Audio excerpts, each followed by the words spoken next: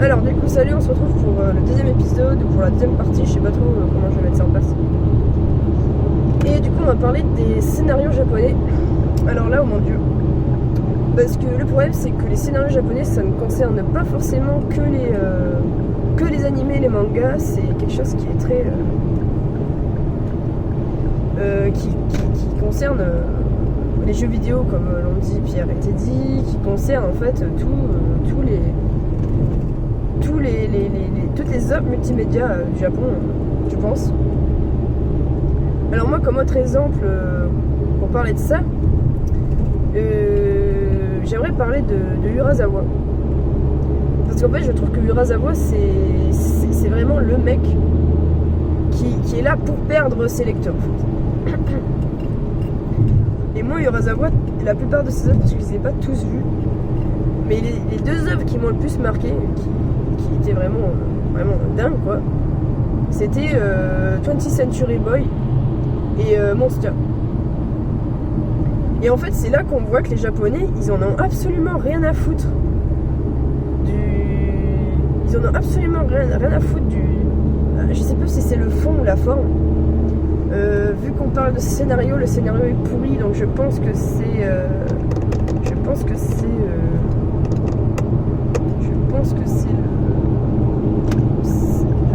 la forme. Je pense que non, c'est le fond qui s'en fout ou c'est la forme qui s'en fout. Excusez-moi, je suis un peu perdu. Je ne sais pas trop expliquer. Mais en fait, j'ai l'impression que les Japonais, ils s'en foutent du résultat final. Pour eux, ce qui compte, c'est ce que l'histoire va t'apporter. Qu'il y ait une finalité ou pas, en fait, ils en ont rien à foutre. Ils en ont absolument rien à foutre, putain. Ce qui compte, c'est le voyage, pas la destination. En gros, je pense que c'est ça un petit peu la philosophie du scénario japonais. Parce que quand on regarde Urasawa, par exemple, en fait, le gars, il crée une histoire, mais une histoire de dingue. Une histoire incroyable. Tu te dis, mais putain, mais le mec, c'est un malade. Et en fait, il dit quoi, le mec? Il dit, en fait, il n'y a pas de fin. Comment ça, il n'y a pas de fin? Mais en gros, j'ai créé un truc, mais il n'y a pas de finalité. Et là, tu te dis, bah, comment ça, il n'y a pas de finalité? Parce que nous, en Europe, tout le temps, il y a une finalité. T'as pas genre des œuvres incomplètes. Je comprends pas.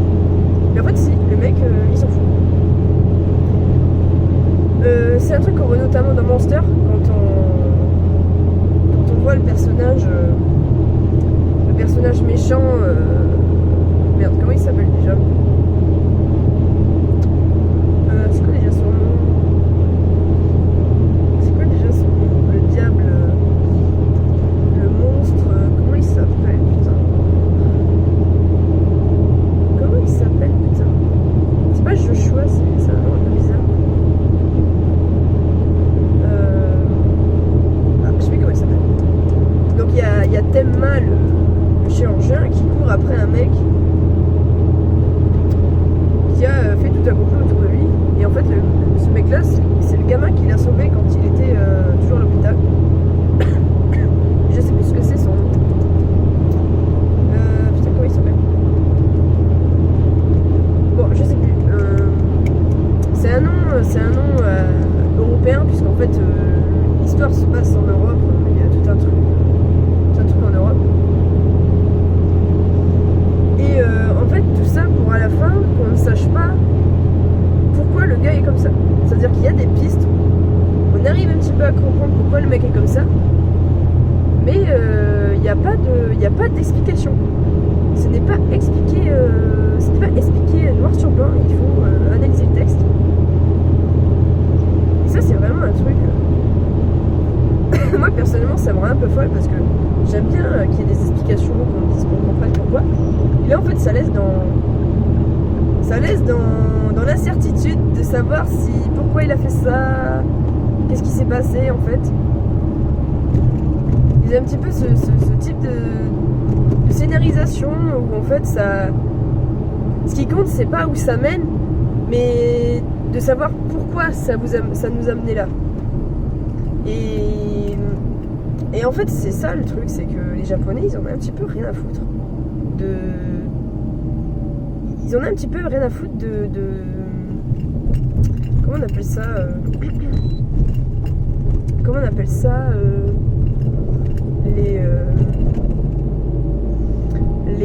merde. Comment on appelle ça déjà? Ah, mais ils ont demandé à l'autre de se garer. Moi, ils m'ont pas dit de me garer, heureusement, parce que je suis en train de tourner une vidéo. Comment on appelle? Merde. Si je me trompe de vitesse, ça va le faire. Comment on appelle ça? Pas des valeurs, Merde! J'ai pas les mots. J'ai pas préparé, comment on appelle ça? Putain? Ah, il y aura des coupages parce que là, tant que je trouve mes mots, c'est quand même assez bizarre. Merde. J'ai un bruit dans ma voiture là, je sais pas ce que c'est. Comment on appelle ça, putain?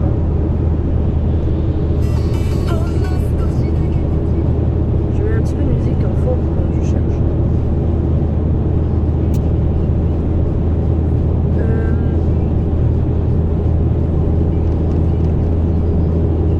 Putain. C'est quoi déjà le mot? Non, je regarde la musique. Comment on appelle ce putain de mot?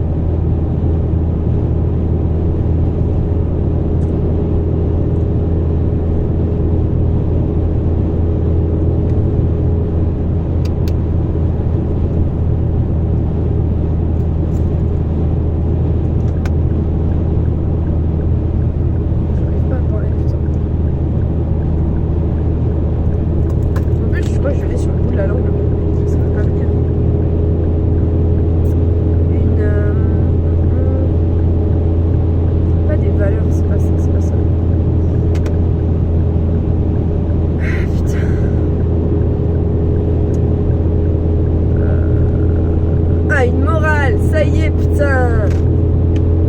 En fait, j'ai l'impression que les Japonais, il n'y a pas de morale dans leur scénario. Ils en ont rien à foutre, en fait.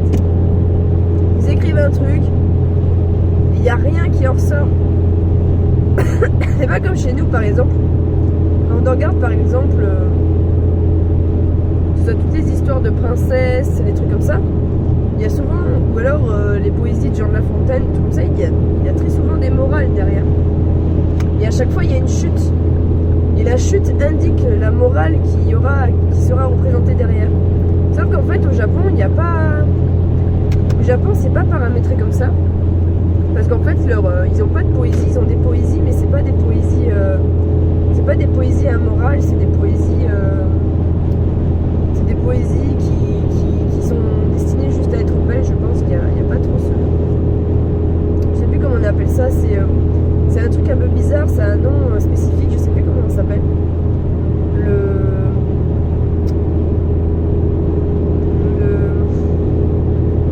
Il y a un nom spécifique, je sais plus ce que c'est. Mais en fait, eux, leur poésie, c'est plus au niveau syllabes et phonétique. En fait, il y a des phonétiques qui doivent être mettre à la suite des autres pour que ça fasse une certaine harmonie au niveau de la poésie. Il n'y a pas forcément de sens, c'est juste un truc un petit peu abstrait. Il me semble qu'il y a un truc comme ça. Et là-bas, ils n'ont pas de théâtre, genre jusque dans les années 80. Après la guerre, en fait, ils n'avaient pas vraiment de trucs spécifiques. Je crois qu'ils n'avaient même pas de cinéma spécifique, les Japonais, avant les années, avant la fin de la Seconde Guerre mondiale. Je sais pas, j'ai pas trop fait de recherche sur ça. Mais en tout cas, je sais qu'en ce qui concerne les arts ancestraux, que ce soit le théâtre ou les choses comme ça, déjà c'était le théâtre de No. Et en fait, c'est pareil, il n'y a pas vraiment de symbolique, il n'y a pas vraiment de... C'est un art qui est complètement différent de tout ce qu'on a en fait en Europe et dans l'Occident. Et même au niveau de la religion, je veux dire, même au niveau religieux, quand on voit par exemple la Bible, qui a quand même un peu partout en Europe, déjà il y a ce côté histoire racontée avec une fin, avec des choses qui sont quand même assez initiatiques et qui ont une certaine portée philosophique, morale, etc. Je pense qu'au Japon ils n'ont pas ce truc là parce que le shintoïsme et le bouddhisme c'est pas des religions qui évoquent des choses comme ça. Et je pense que c'est là qu'il y a une certaine différence entre nos cultures et entre nos différentes œuvres. Parce qu'en fait les Japonais déjà ils s'en foutent en fait de la fin. Pour eux c'est pas la fin qui compte, c'est ce qui va t'apporter, ce que tu auras appris en lisant ce texte, en faisant ces choses là, qu'est-ce que ça t'aura apporté en termes de bagage, et pas forcément de morale en fait, pas forcément de quelque chose que tu auras appris qui t'aidera forcément plus tard. Il n'y a pas forcément de morale, c'est en gros il raconte une histoire et puis basta quoi. Comme dans 20th Century Boy du Urasawa, tout le long on a pareil un méchant, lui c'est sur ces méchants, en fait c'est souvent les personnages méchants antagonistes qui sont hyper bizarres dans les mangas. Et ça vous pouvez faire le test avec plusieurs mangas. À chaque fois on sait pas vraiment c'est qui les méchants. Il y a un truc bizarre par rapport à ça. Et là dans 20th Century Boy, tout le long on se tape le méchant ami qui veut faire un monde bizarre, on sait pas trop ce qu'il veut. Et à la fin, au moment où on pense savoir qui est ce type, parce qu'en fait depuis le départ on nous dit qu'en fait c'est peut-être un des potes d'enfance du personnage principal, machin, on sait pas trop qui c'est. Et en fait à la fin, lui il en avait tellement rien à foutre à Urasawa qu'il a jamais révélé qui c'était. Ça a toujours été un putain de mystère. Et quand on lui demande pourquoi, il dit mais en fait moi à la base mon manga je l'ai pas fait sur ça. Moi à la base c'était juste l'histoire d'un mec qui était un ancien rocker. En fait ami j'en avais rien à foutre. Et là t'es là, tu te dis bah d'accord. Donc la vision du monde n'est pas du tout la même. En fait ils ont pas ces questionnements, ils se posent pas de questions en fait, ils sont pas dans le questionnement intemporel comme nous, la philosophie, on se pose souvent des questions. Pourquoi ci, pourquoi ça, comment En fait les Japonais ils se posent pas vraiment de questions, ils vivent leur vie et puis le shintoïsme leur apprend en fait à trouver les réponses et qu'il n'y a pas forcément de questions à se poser, tu vis ta vie, tu fais au mieux et après adviendra ce qui adviendra, tu vois. Je pense que cette philosophie est vraiment marquée dans certains scénarios bizarres. Après il y a aussi tous les trucs qui sont assez incroyables. Moi ce que je trouve assez incroyable avec les Japonais, c'est qu'ils sont capables de s'accaparer, de s'approprier en fait une culture, de la modifier, de la mélanger avec la leur et de faire un putain de banger quoi. Et ça c'est un truc qu'on retrouve souvent dans les trucs de niche. Parce qu'en général les trucs de niche c'est ce qui est le plus en train à être modifié et à avoir une patte vraiment incroyable quoi. Par exemple, un exemple, là il n'y a pas longtemps je me suis remise à écouter du Son d'Horizon. Alors ceux qui ne connaissent pas Son d'Horizon, c'est un groupe japonais musical, c'est une comédie musicale en fait, sauf que le truc, la comédie musicale elle a été créée par un seul mec qui s'appelle Revo, et lui c'est lui qui a écrit toutes les chansons depuis 1990 je crois, enfin 1990 et quelques, 1998 ou un truc comme ça. Le groupe existe depuis assez longtemps.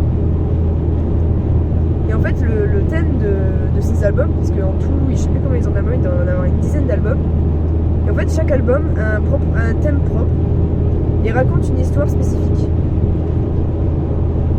Et en fait le mec ce qu'il s'est dit, c'est qu'il s'est s'est dit qu'il allait, entre les différents albums qui ont différents topics, il allait créer des liens entre eux. Mais des liens, des fois c'est plusieurs années après, c'est-à-dire que le mec met un truc dans un album, et quelques années plus tard, tu auras la réponse, et en fait ce sera expliqué dans un autre album.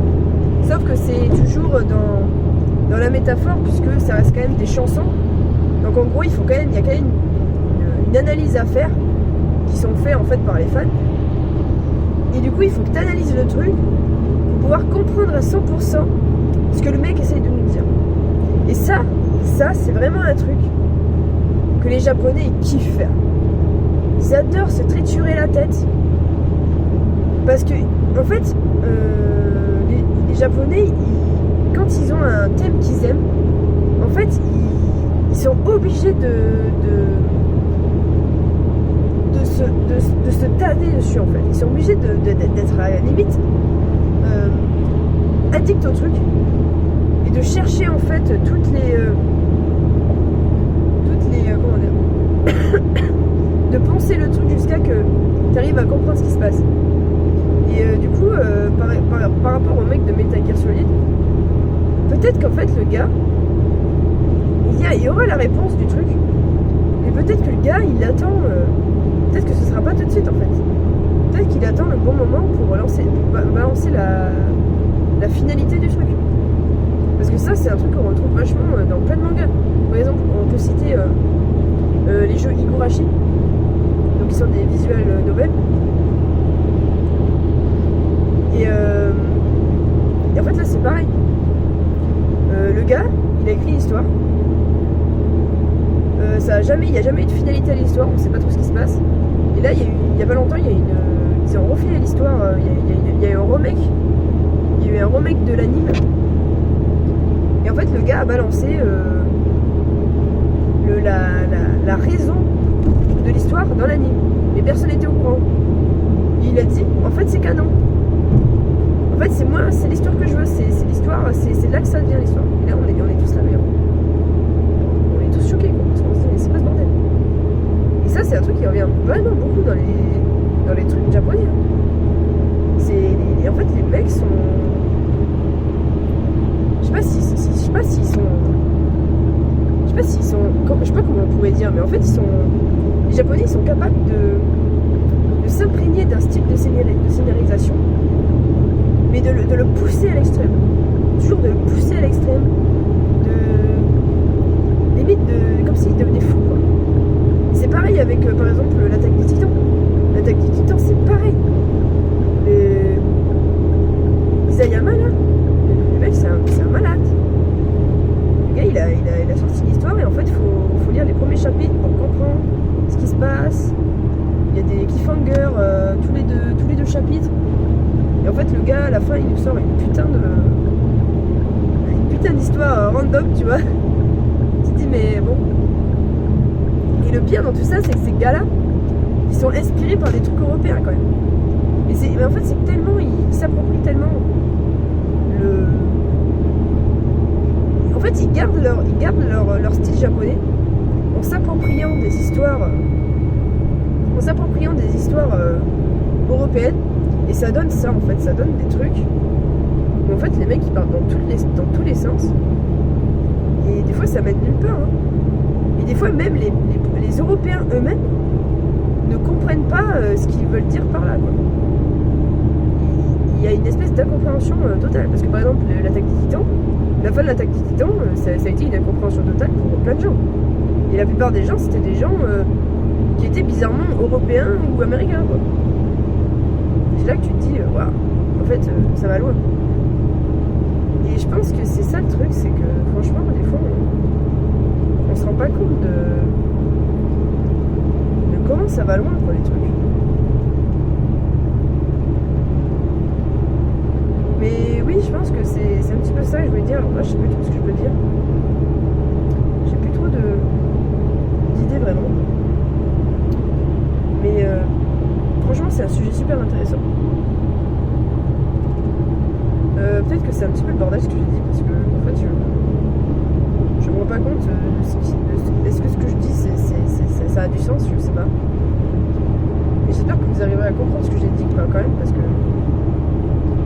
qu'en fait j'ai l'impression que je dis un peu n'importe quoi des fois. Mais bref, en fait c'est tellement intéressant parce que c'est un petit peu un choc des cultures, quoi. J'aimerais bien en fait parler de ça, par exemple Son Horizon. C'est vraiment un truc passionnant. J'aimerais en fait pouvoir essayer d'en parler parce que c'est tellement complexe. En fait, c'est ça le truc. En fait, avec les Japonais, il y a beaucoup de trucs qui sont complexes. Et en fait, pour comprendre le truc, t'es obligé de te documenter en mode mais vraiment hardcore. Parce qu'en fait, les Japonais, quand ils font un truc, mais ils se documentent, mais fois 10 000. En fait, c'est fois 10 000. Les mecs, il faut qu'ils sachent tout. Et il faut que leur truc soit limite parfait, quoi. Et c'est ça le truc, c'est ça le problème. En fait, ça devient tellement complexe que les gens normaux, ils pigent rien. T'es obligé de te documenter à côté pour comprendre ce qui se passe. Ou alors t'es obligé d'analyser le truc. Par exemple, si on prend Evangelion, dans Evangelion, il y a beaucoup de sous-textes qui sont liés à la Kabbale juive. Mais ça, c'est pareil, c'est un deuxième message, c'est un deuxième sens de lecture en fait. Mais pour pouvoir le comprendre, il faut avoir lu la Kabbale. Et il faut pouvoir comprendre qu'en fait les anges, c'est les anges d'Apocalypse ou je sais pas quoi, que en fait c'est relié à une religion. Et en fait les Japonais, donc des mecs qui sont pas du tout dans ce trip, mais ils ont fait un animé sur ça, quoi. Mais en mode méca. En fait c'est des mélanges. C'est des mélanges de toutes les cultures. Et les mecs ils font un truc, là c'est abusé. Et ça c'est beaucoup dans beaucoup de textes ou de scénarios, c'est comme ça, il y a des trucs un peu bizarres, je sais pas pourquoi. Par exemple Evangelion c'est aussi un des animés les plus bizarres qui n'ait jamais été créé. Et le pire c'est qu'on sait même pas ce que c'est la fin non plus. Alors moi j'ai pas vu le dernier film, j'ai pas vu le 4+4 ou je sais pas quoi là. Il faudrait que je le voie. Parce que en fait on comprend rien. Mais est-ce que c'est pas fait exprès aussi? Est-ce que justement tu comprends pas, donc du coup ça te donne envie d'aller plus loin, de faire des lectures? Par exemple moi j'ai acheté un livre sur la Kabbale exprès pour essayer de comprendre pourquoi est-ce qu'ils mettaient ça dans Evangelion. Peut-être qu'un jour j'en parlerai plus en détail quand j'aurai vraiment toutes les infos et que je pourrai vraiment en parler. Mais c'est pareil. Et c'est comme ça rejoint un petit peu ce que disait dit. Je sais plus où est-ce que je l'ai entendu parler de ça. Est-ce que c'était dans les. Oui, c'était dans justement l'épisode d'avant, Backtest, où il disait que en gros, lui, ce qui l'avait intéressé, les jeux vidéo, ça lui avait donné l'intérêt pour par exemple Excalibur ou des trucs comme ça. Et en fait, c'est ça. En fait, les Japonais ils sont tellement intéressés par plein de choses. Et dès qu'ils s'intéressent à un truc, c'est tellement disproportionné. Et c'est tellement dans le. Comment on appelle ça? C'est tellement dans la niche. C'est-à-dire que seuls les initiés, limite les initiés peuvent comprendre. Que tu te dis, t'es obligé de faire des petites recherches de ton côté pour être sûr de comprendre ce qui se passe dans totalité, quoi. Et c'est vraiment, je trouve que c'est un petit peu abusé de se dire ça. Parce que par exemple, c'est pas un truc qu'on retrouve en Europe. Parce qu'en fait, nous en Europe, on a déjà nos scénarios hippiques, Excalibur, en fait, tout ça c'est très connu de base. Mais en fait, c'est relatif parce que c'est très connu, mais c'est très peu. C'est très connu sans forcément l'être. Parce que moi, par exemple, vous me dites Excalibur, j'ai jamais lu le livre. Hein. Je sais pas ce que c'est. On sait à peu près ce que c'est parce que c'est dans notre culture, mais on n'a pas lu. Et du coup, on n'a pas ce recul comme les Japonais qui vont lire le truc et qui vont être passionnés, qui vont se dire putain, il faut que je crée un truc qui soit en rapport avec ça, mais qui mélange plusieurs procédés. Par exemple, dans ce cas-là, on peut parler de Fate, hein. Parce que Fate, putain, ça aussi c'est vraiment un truc de ouf. Les mecs, Excalibur, c'est le roi Arthur, c'est une putain de femme blonde qui a une putain d'épée et qui a une invocation magique mystique, quoi. Parce que quand t'es un sorcier, tu peux invoquer Excalibur pour aller chercher le Saint Graal dans une espèce de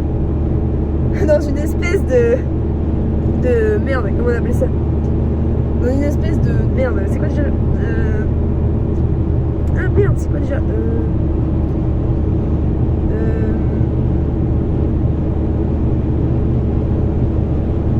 c'est pas un jeu, si c'est un mode de jeu, mais c'est quoi le mode de jeu là où il en restait qu'un, à la Fortnite là, je sais pas comment on appelle ça. Bref, t'es dans un jeu où le dernier attrape le Saint Graal et il tue tous les autres, quoi. Et avec Excalibur, t'as tous les autres. T'as tous les gens connus des récits épiques, ça devient des waifus qui ont des putains d'épées et qui sont en armure et qui frappent et qui se combattent avec des pouvoirs magiques, quoi. Et c'est ça le Japon.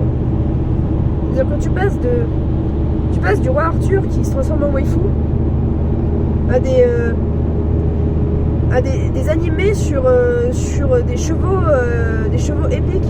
hippiques, réels, transformés en filles, dont le but c'est de gagner des courses, parce qu'il y a des écoles de filles chevaux, et en gros tu fais un animé sur ça, et ça brasse du fric, parce que les mecs ils kiffent voir des filles chevaux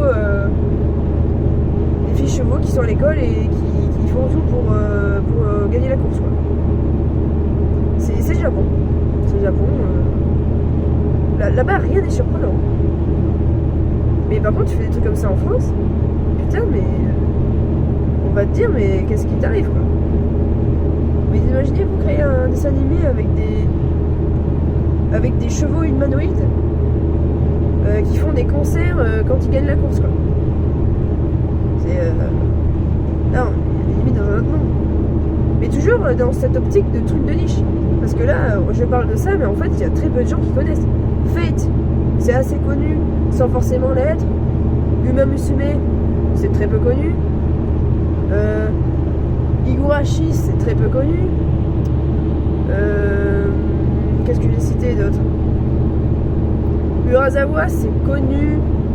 Si, c'est très connu quand même, Urasawa. Mais bizarrement, c'est vraiment toujours ça. Il y a toujours au Japon, t'as que des trucs de niche. Et ça marche, putain, de feu de Dieu.